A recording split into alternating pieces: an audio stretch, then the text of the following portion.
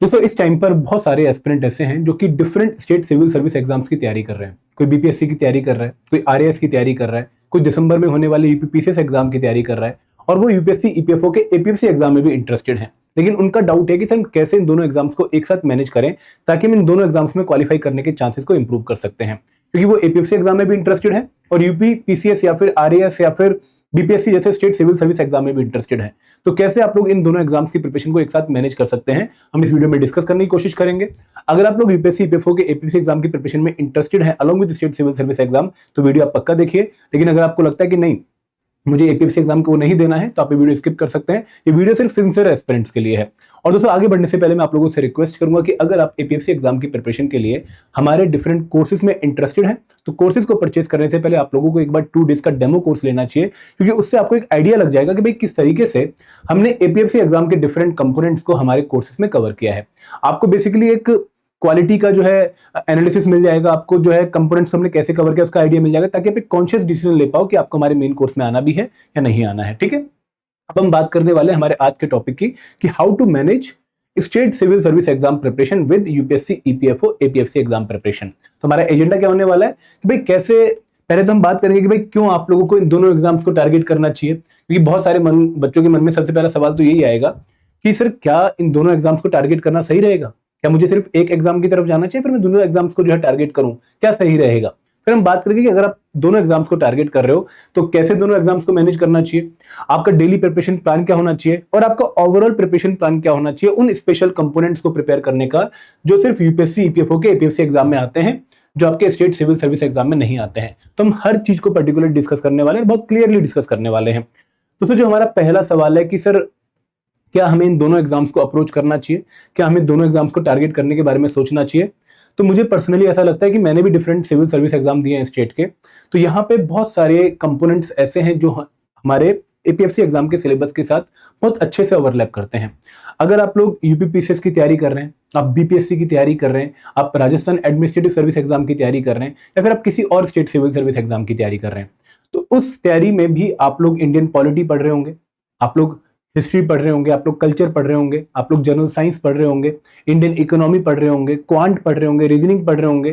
तो ये जो कंपोनेंट्स जो मैंने अभी बोले हैं, ये कंपोनेंट्स आप अपने स्टेट सिविल सर्विस एग्जाम की प्रिपरेशन में प्रिपेयर कर रहे हैं और यही कंपोनेंट आपके एपीएफसी एग्जाम के सिलेबस का भी पार्ट है। तो यहां पर आप लोगों को बहुत अच्छा एक ओवरलैपिंग सिलेबस देखने को मिलेगा between the UPSC EPFO APFC exam and state civil service exam.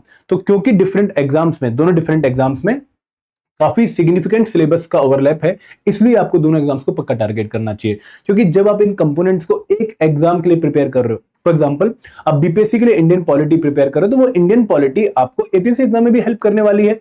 तो अगर आप एक तीर से दो शिकार कर सकते हो तो आपको डेफिनेटली ये काम करना चाहिए। तो इसलिए आपको स्टेट सिविल सर्विस एग्जाम की तैयारी एपीएफसी के साथ करनी चाहिए, क्योंकि यहाँ पर सिलेबस की एक अच्छी खासी ओवरलैपिंग है।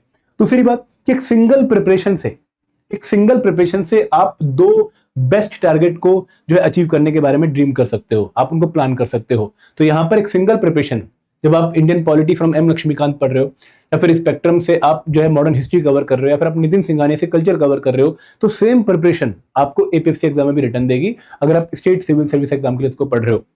और अगर आप एपीएफसी एग्जाम के लिए इन कंपोनेंट्स को पढ़ रहे हो तो सेम प्रिपरेशन आपको स्टेट सिविल सर्विस एग्जाम में भी हेल्प करेगी। अगर आप क्वांट के कंसेप्ट्स कवर कर रहे हो, आप सिंप्लीफिकेशन पढ़ रहे हो, आप नंबर सिस्टम पढ़ रहे हो, तो सेम कंसेप्ट आपको स्टेट सिविल सर्विस में भी क्वेश्चन सॉल्व करने में हेल्प करने वाले हैं। तो तीसरी जो इंपॉर्टेंट बात यह है कि भाई दोनों ही तरह की जो प्रोफाइल्स हैं, आप स्टेट सिविल सर्विस का एग्जाम क्वालिफाई करके जो प्रोफाइल्स हासिल करते हो, आप बीडीओ बनते हो, आप ईटीओ बनते हो, आप डीएसपी बनते हो, आप एसडीएम बनते हो, आप जो है डिस्ट्रिक्ट कोऑपरेटिव ऑफिसर बनते हो, आप सुपरिटेंडेंट ऑफ पुलिस बन सकते हो, डिप्टी। तो ये बहुत सारी जो पोस्ट हैं जो आपको स्टेट सिविल सर्विस का एग्जाम क्वालिफाई करने के बाद मिलती हैं, ये सारी अपने आप में बहुत हाई स्टेटस वाली जॉब है, एक अच्छी खासी प्रोफाइल है जिसके लोग सपना देखते हैं सालों भर। तो अगर वो सपना आपको जो है पूरा होता हुआ दिख रहा है इस पर्टिकुलर एग्जाम को जो है प्रिपेयर करके क्वालिफाई करके, तो आपको डेफिनेटली सपने को हासिल करने की कोशिश करनी चाहिए। और यहाँ पर अगर आप एपीएफसी एग्जाम की भी तैयारी करना चाहते हो साथ में, तो इसको क्वालिफाई करके भी आप एक बहुत अच्छी स्टैट्यूटरी ऑर्गेनाइजेशन में क्लास ए लेवल 10 की पोस्ट हासिल कर लोगे, तो ये प्रोफाइल भी बुरी नहीं है। तो अगर आपको एक सिंगल प्रिपरेशन दो स्टेबल जॉब हासिल करने में मदद कर रही है, तो आपको डेफिनेटली इन दोनों प्रिपरेशन में जो दोनों एग्जाम्स की तरफ जाना चाहिए। एंड दोस्तों last but not the least, दोनों में ही आपको पब्लिक सर्विस करने का मौका मिलेगा, दोनों में ही आप लोग जो एक सपना लेकर आए हो कि हाँ मैं उस पर्सन की पक्का हेल्प करूंगा जिसको इस टाइम पर हमारी जरूरत है, ठीक है, मैं लोगों की सेवा करूंगा, सेवा भारत है मेरा। तो अगर आप इस पर्टिकुलर ऑब्जेक्टिव से डिफरेंट एग्जाम्स की तैयारी करो तो दोनों ही एग्जाम आपको एक पर्पस देंगे जहां पर आप अपनी जॉब को सेटिस्फेक्शन के साथ लोगों की सेवा में अप्लाई कर सकते हैं। तो यहाँ पर ये कुछ कारण है जिनकी वजह से मुझे ऐसा लगता है कि भाई आपको डिफरेंट एग्जाम्स को प्रिपेयर करते हुए स्टेट सिविल सर्विस और एपीएफसी को तो पक्का आपस में एक सिंगल सेट ऑफ प्रिपरेशन के साथ टारगेट करना चाहिए।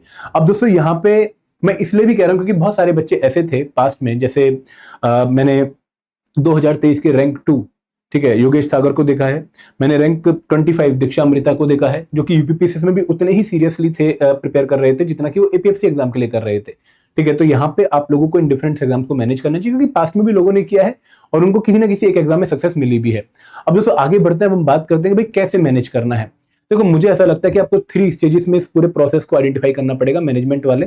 सबसे पहले आपको एक बार बैठ के चेक करना पड़ेगा कि यार मैं अगर स्टेट सिविल सर्विस एग्जाम की तैयारी कर रहा हूं तो ये 10 कंपोनेंट में प्रिपेयर कर रहा हूं, 1 2 3 4 5 6 7 8, ठीक है। फॉर एग्जांपल आप 10 component state civil service exam की प्रिपरेशन में प्रिपेयर कर रहे हो। सिमिलरली आप एपीएफसी एग्जाम की प्रिपरेशन में कोई 14-15 कंपोनेंट प्रिपेयर कर रहे हो। आपने दोनों कंपोनेंट एक पेज पे लिख लिए, फिर आपने देखा कि यार कौन से ऐसे कंपोनेंट्स हैं जो दोनों एग्जाम में ओवरलैपिंग है। फॉर एग्जांपल क्वांट दोनों एग्जाम में ओवरलैपिंग है, पॉलिटी दोनों एग्जाम में ओवरलैपिंग है, हिस्ट्री दोनों एग्जाम में ओवरलैपिंग है, कल्चर दोनों एग्जाम में ओवरलैपिंग है, साइंस दोनों एग्जाम में ओवरलैपिंग है। तो इस तरीके से आपने पहले एक बार ओवरलैपिंग कंसेप्ट्स को, कंपोनेंट्स को आइडेंटिफाई कर ले कि ये ओवरलैपिंग कंपोनेंट है जो मुझे दोनों एग्जाम में काम आने वाले हैं। क्लियर है? फिर दोस्तों आपने क्या किया कि आपने उन कंपोनेंट्स को आइडेंटिफाई करने के बाद अगर आपको लगता है कि यार ये कंपोनेंट्स मैंने पहले से पढ़ रखे हैं, ठीक है, I am comfortable with this component, मैंने स्टेट सिविल सर्विस एग्जाम की तैयारी में या फिर पहले यूपीएससी एग्जाम की तैयारी में या फिर पहले कभी एपीएफसी एग्जाम की तैयारी में या फिर किसी और एग्जाम की तैयारी में इन कंपोनेंट्स को पढ़ रखा है। फॉर एग्जांपल अगर मान लो आप हो मिस्टर कुलदीप और आपको लगता है कि यार मैंने ये इंडियन पॉलिटी पढ़ रखा है, मैंने जनरल साइंस पढ़ रखा है, तो आपको इन कंपोनेंट्स के लिए जो आपने पढ़ रखे हैं, जो आपको लगता है आपको आते हैं, आपको इनके लिए पिछली बार के पीवाईक्यू सॉल्व करने चाहिए for both state civil service and APFC.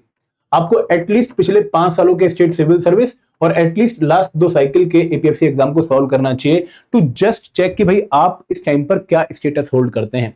क्या जो कंपोनेंट आपको लगता है आपको आते हैं, क्या वो आपको सच में आते हैं? ये चेक करना पड़ेगा। कैसे चेक होगा? पीवाईक्यूज देखे। जब आप पीवाईक्यू सॉल्व करेंगे तो आपको एक आइडिया लग जाएगा कि यार मैं इतने पानी में हूं, मेरी जो प्रिपरेशन है वो मुझे स्टेट सिविल सर्विस में तो अच्छे से हेल्प कर रही है, मैं क्वेश्चन सॉल्व कर पा रहा हूं, लेकिन यहां पर दिक्कत आ रही है, या फिर यहां पर सॉल्व कर पा रहा हूं, यहां पर दिक्कत आ रही है। आपको दिक्कत वाला एरिया और अपना करंट लेवल पता लग जाएगा और आपको एक और अंदाजा मिल जाएगा कि यार मैं सिलेक्शन से शायद इतनी दूर हूं, ये गैप है सिलेक्शन और मेरे बीच में। अगर एपीएफसी एग्जाम की 2023 में जो कट ऑफ है वो 178.33 गई थी, तो अभी मेरे जो नंबर हैं जिन कंपोनेंट्स को मुझे लगता है मैंने प्रिपरेशन कर रखी है उसके थ्रू पे 115 आ रहे हैं, तो मुझे कम से कम अभी अपने नंबर में 85 का मार्जिन, 190 के आसपास आपको टारगेट करने पड़ेंगे सिलेक्शन के लिए, तो मुझे उतना मार्जिन इंक्रीज करना पड़ेगा। तो दोस्तों यहाँ पे आप पहले एक बार ओवरलैपिंग कंपोनेंट्स आइडेंटिफाई करने के बाद, दोनों एग्जाम्स के पीवाईक्यूज देने के बाद अपना करंट स्टेटस चेक करिए कि भाई आप किस टाइम पर, इस टाइम पर कितने कंफर्टेबल हैं दोनों एग्जाम्स के रिगार्डिंग। फिर दोस्तों आपको एक कॉमन प्रिपरेशन प्लान बनाना चाहिए जहां पर एक दिन में आपको दोनों एग्जाम्स के कुछ कंपोनेंट्स को प्रिपेयर करते हुए चलना चाहिए। अब ये प्लान कैसा होना चाहिए हम अगली स्लाइड में देखेंगे, बट एक डेडिकेटेड प्लान आपको पहले स्टार्टिंग में बनाना पड़ेगा, क्योंकि अगर आप विदाउट प्लान चलेंगे तो बात जो है बीच बीच में बार बार फ्रस्ट्रेट होना शुरू हो जाएंगे। तो आपको इसलिए कॉमन प्रिपरेशन प्लान बनाना पड़ेगा। और वो कैसे बनेगा, मैं एक एग्जाम्पल देता हूं। फॉर एग्जाम्पल आप जो है बीपीएससी या फिर यूपीपीसीएस एग्जाम की तैयारी कर रहे हैं, जो कि थोड़ा टाइम है यूपीपीसीएस में, तो बीपीएससी तो अगले महीने है, तो आपको लगभग 3 से 4 घंटे अपने पर डे प्रिपरेशन के उन कंपोनेंट्स को देने चाहिए जो दोनों एग्जाम्स में कॉमन है। जैसे मैंने बोला क्वांट, रीजनिंग, पॉलिटी, इंग्लिश, ये दोनों एग्जाम में कॉमन है, तो आपको मैक्सिमम टाइम अपने दिन का इन दोनों जो है एग्जाम के कॉमन कंपोनेंट्स को देना चाहिए। आप इसको फर्दर डिवाइड कर सकते हैं 2 घंटे 2 घंटे में। आपने 2 घंटे 2 घंटे की यहाँ पे 2 शिफ्ट बना ली। पहले 2 घंटे की शिफ्ट आपने quant, reasoning, English, current affair, इन कंपोनेंट्स को दी जहां पर प्रैक्टिस की जरूरत ज्यादा है, जहां पर डेली आपको कवर करना पड़ेगा, और 2 घंटे आपने थ्योरेटिकल सब्जेक्ट्स को दे दिए जहां पर आपको रिवाइज करना पड़ेगा या फिर स्टार्टिंग से कवर करना पड़ेगा। तो फॉर एग्जांपल आपने 2 घंटे दिए करंट अफेयर को 1 घंटा, और 1 घंटा क्वांट, रीजनिंग, इंग्लिश को अल्टरनेटिव प्रैक्टिस पे, और आपने 2 घंटे दिए जैसे इंडियन पॉलिटी को मैं रिवाइज करूंगा अगले 30 डेज, फिर मैं हिस्ट्री एंड कल्चर को रिवाइज करूंगा अगले 30 डेज। इस तरीके से आपने 2 घंटे की शिफ्ट कॉमन कंपोनेंट्स जो थ्योरी वाले हैं उनको देने शुरू कर दिए। इसके बाद दोस्तों आपको 2 घंटे एडिशनल निकालने चाहिए फॉर दोस कंपोनेंट जो आपके सिर्फ स्टेट पीसीएस का पार्ट है। फॉर एग्जांपल आप स्टेट जीके सिर्फ स्टेट पीसीएस के लिए कवर करते हैं। कई बार कुछ स्टेट पीसीएस में आपको डिसीजन मेकिंग, कम्युनिकेशन, मैनेजमेंट ऐसे भी क्वेश्चन देखने को मिलेंगे। जैसे जो यूपी पीसीएस का पेपर आता है उसमें कुछ क्वेश्चन आप लोगों को जो पेपर 2 होता है वहां पर आपको कम्युनिकेशन के देखने को मिलते हैं। तो वो टॉपिक प्रिपेयर करने के लिए आपको दिन में 2 घंटे एडिशनल निकालने पड़ेंगे ताकि आप यहां पर भी कोई कंप्रोमाइज ना करें और अपने सिलेक्शन के चांसेस को स्टेट पीसीएस में भी इंक्रीज कर पाए। इसके बाद दोस्तों आपको 2 घंटे और एडिशनल निकालने पड़ेंगे। ये आपकी तीसरी शिफ्ट होगी जहां पर आपको ईपीएफओ के स्पेसिफिक कंपोनेंट्स को प्रिपेयर करना पड़ेगा। For example accounts, IR and labour law, social security. तो अगर आप कुछ इस तरह का प्लान बनाते हैं जहां पर आप किसी भी टाइम पर दोनों एग्जाम को मिनिमम 6 घंटे दे रहे होंगे। अगर मैं एपीएफसी की बात करूं 2 घंटे और 4 घंटे 6 घंटे, अगर मैं स्टेट पीसीएस की बात करूं 2 घंटे और 4 घंटे 6 घंटे, तो आप दोनों एग्जाम्स को एक साथ मैनेज करके चल रहे होंगे। और यहां पर एक बात और ध्यान रखनी है, जब आप कॉमन कंपोनेंट्स को प्रिपेयर करेंगे तो आपको जो डिफिकल्टी लेवल है प्रिपरेशन का वो उसके हिसाब से रखना पड़ेगा जो एग्जाम में क्वेश्चन ज्यादा टफ आते हैं। मतलब आप जो प्रिपरेशन की डेप्थ रखोगे ना वो डिफिकल्ट एग्जाम के हिसाब से रखोगे ताकि आप उसका लेवल मीट कर पाओ और ऑटोमेटिकली इजी एग्जाम का लेवल मीट होता रहे। ठीक है। अब दोस्तों यहां पर आप स्पेशल कंपोनेंट्स को कैसे प्रिपेयर कर सकते हो फॉर ईपीएफओ। आपका जो स्टेट पीसीएस का शेड्यूल है वो आप अपने हिसाब से बनाइए, लेकिन इस स्पेशल कंपोनेंट्स को आप कुछ इस तरीके से प्रिपेयर कर सकते हो कि 2 घंटे डेली देके accountancy 35 days, IR and labour law 35 days, लगभग 18 दिन सोशल सिक्योरिटी, लगभग 15 दिन कंप्यूटर साइंस एंड स्टेट और लगभग 15 दिन ऑडिटिंग एंड इंश्योरेंस को देके आप स्पेशल कंपोनेंट्स को अच्छे से कवर कर सकते हो। तो सर स्टेट पीसीएस में आप लोगों को जो पेपर देखने को मिलेगा वो थोड़ा सा फैक्चुअल साइड में ज्यादा देखने को मिलेगा, लेकिन यूपीएससी का जो ईपीएफओ एग्जाम है एपीएफसी का, यहां पर आपको पेपर थोड़ा सा कंसेप्चुअल साइड में देखने को मिलेगा। बट अगर आप एग्जाम की तैयारी करते हुए थोड़ा फैक्चुअल इन्फॉर्मेशन पे भी फोकस रखें और कंसेप्ट्स को समझें भी, तो आप दोनों एग्जाम्स की रिक्वायरमेंट को बहुत अच्छे से मीट कर पाएंगे। जो ये स्पेशल कंपोनेंट है ये आपको यूपीएससी ईपीएफओ के हिसाब से ही प्रिपेयर करने हैं, क्योंकि वहीं पर ये कंपोनेंट्स आएंगे, आपके स्टेट पीसीएस का पार्ट ये नहीं है। और मैं एक बात और आपको समझाना चाहूंगा कि कुछ बच्चों का डाउट ये भी होता है कि सर स्टेट पीसीएस में हमारी डिस्क्रिप्टिव आंसर राइटिंग भी आती है जब मेंस का पेपर होता है, जब फेज 2 का पेपर होता है। ठीक है। तो डिस्क्रिप्टिव आंसर राइटिंग की प्रिपरेशन हमें कैसे करनी चाहिए और कब करनी चाहिए। तो सर मुझे ऐसा लगता है कि अगर आप पीवाईक्यू सॉल्व कर रहे हैं, अपने पीवाईक्यू सॉल्व किए और आपके स्टेट पीसीएस के पीवाईक्यूज में काफी अच्छे नंबर आ रहे हैं, मतलब आपको लगता है कि मेरा जो करंट लेवल है वो मुझे स्टेट पीसीएस में काफी अच्छे से स्कोर करने में हेल्प कर रहा है, तो उस केस में आपको डिस्क्रिप्टिव आंसर राइटिंग अभी से स्टार्ट कर देनी चाहिए, क्योंकि आपका जो ऑब्जेक्टिव पेपर का रिक्वायरमेंट है वो ऑलमोस्ट आपने फुलफिल कर रखा है। लेकिन अगर आपको लगता है कि मेरा अभी ऑब्जेक्टिव पेपर 1 में ही स्कोर कम आ रहा है, तो उस केस में आपको थोड़ा सा डिस्क्रिप्टिव आंसर राइटिंग को भी होल्ड करना चाहिए, एक बार कुछ पोर्शन को कवर करके फिर डिस्क्रिप्टिव आंसर राइटिंग की स्टार्ट करनी चाहिए। और अगर आपको लगता है कि नहीं मुझे डिस्क्रिप्टिव आंसर राइटिंग अभी से स्टार्ट करनी है, मैं बहुत वीक हूं, मुझे बाद में दिक्कत हो जाएगी, तो उस केस में मेरा सजेशन ये है कि आप जो भी टॉपिक जीएस कंपोनेंट में प्रिपेयर कर रहे हैं उसके ऊपर एटलीस्ट पीवाईक्यूज पे आंसर राइटिंग करनी स्टार्ट कर दीजिए। और एक सलाह और दूंगा कि इस टाइम पर जब आप आंसर राइटिंग स्टार्ट करेंगे, आपको परफेक्ट आंसर लिखने की स्टार्टिंग नहीं करनी है कि यार मुझे बहुत अच्छा सजा के आंसर लिखना है, हर चीज परफेक्ट लिखनी है, ऐसा नहीं। आप पहले लिखना शुरू करिए और जब आप लिखना शुरू करेंगे तो धीरे धीरे प्रैक्टिस के थ्रू आप अच्छा लिखना शुरू कर देंगे। तो यहाँ पर जो भी टॉपिक आप कर रहे हैं, फॉर एग्जाम्पल आपने जो है एक टॉपिक कंप्लीट किया रिवोल्ट ऑफ 1857, फिर आपने जो है पुराना पेपर उठाया और आपने देखा कि उस पर्टिकुलर टॉपिक पर एक क्वेश्चन पूछा गया था कि discuss the contribution of Lakshmibai in the revolt of 1857। तो आपने जो भी थ्योरी में पढ़ा इस टॉपिक में, आपने रिवोल्ट ऑफ 1857 पढ़ा, आपको पता लगे कि भाई लक्ष्मीबाई झांसी से बिलोंग करती थी, ये थी, इन्होंने ऐसे लड़ा, इनको सर ह्यूज रोज ने हराया। ठीक है। और उन्होंने बोला कि भाई this was the only man जो फाइट कर रहा था यहाँ पर, इतनी बड़ी उपाधि उन्होंने पर्टिकुलर जो है रानी लक्ष्मीबाई को दी। और उनके ऊपर जो है बहुत अच्छी पोएम लिखी गई, खूब लड़ी मर्दानी, वो तो झांसी वाली रानी थी। तो जब आप ये चीज लिखोगे तो आपको एक खुद ही स्ट्रक्चर बनता हुआ दिखेगा कि यार मेरे को ये आता है, ये मेरी इंफॉर्मेशन है और इस इंफॉर्मेशन को मुझे इस तरीके से प्रायोरिटाइज करना है। तो पहले आप एक रफ आंसर लिखिए और फिर धीरे धीरे उसको बार बार जो है इंप्रूव करने की कोशिश करिए, बट पहले आपको लिखना ही पड़ेगा। और ये लिखना आपको कब से स्टार्ट करना पड़ेगा? अभी से स्टार्ट करना पड़ेगा। अगर आपने कभी आंसर राइटिंग नहीं करी है, अगर आप पहले से यूपीएससी के खिलाड़ी हो, आंसर राइटिंग यूपीएससी में करते आए हो, फिर दिक्कत वाली बात नहीं, फिर आपको स्टेट पीसीएस में दिक्कत नहीं आने वाली। बट अगर आपने कभी भी आंसर राइटिंग नहीं करी है तो while covering the topic you can just pick the PYQs and start solving them, start writing on them, ताकि आप धीरे धीरे इंप्रूव करना शुरू कर दो। बट पहले मुझे ऐसा लगता है कि आपका जो पूरा फोकस है वो प्रीलिम्स यानी कि पेपर 1 पे होना चाहिए। अगर वो पेपर आप कर लेते हो फिर आपको आंसर राइटिंग में भी जो है कंसिडरेबल टाइम स्टेट पीसीएस में मिल जाता है, लगभग 2-2.5 महीने का, उसमें आप इंप्रूवमेंट कर सकते हो, क्योंकि बहुत ज्यादा लेवल आपको स्टेट पीसीएस में आंसर राइटिंग का देखने को नहीं मिलता है और आप अच्छे से इसको कवर कर सकते हो in the time you are having between the prelims and the mains stage. APFO exam में, ईपीएफओ के एपीएफसी एग्जाम में आपको आंसर राइटिंग की दिक्कत नहीं आती, बट यहाँ पर दिक्कत क्या आती है कि यहाँ पे हल्का सा जो डिफिकल्टी लेवल है फॉर जीएस कंपोनेंट वो आपके स्टेट पीसीएस से ज्यादा आपको देखने को मिलेगा। अगर मैं यूपीपीसीएस की बात करूं तो पॉलिटी में थोड़े आपको फैक्चुअल क्वेश्चन ज्यादा देखने को मिलेंगे। Even in the current affair आपको स्टेट पीसीएस में फैक्चुअल क्वेश्चन ज्यादा देखने को मिलेंगे कि बताओ यूपी में बेटी बचाओ बेटी पढ़ाओ स्कीम का ब्रांड एम्बेसडर कौन है।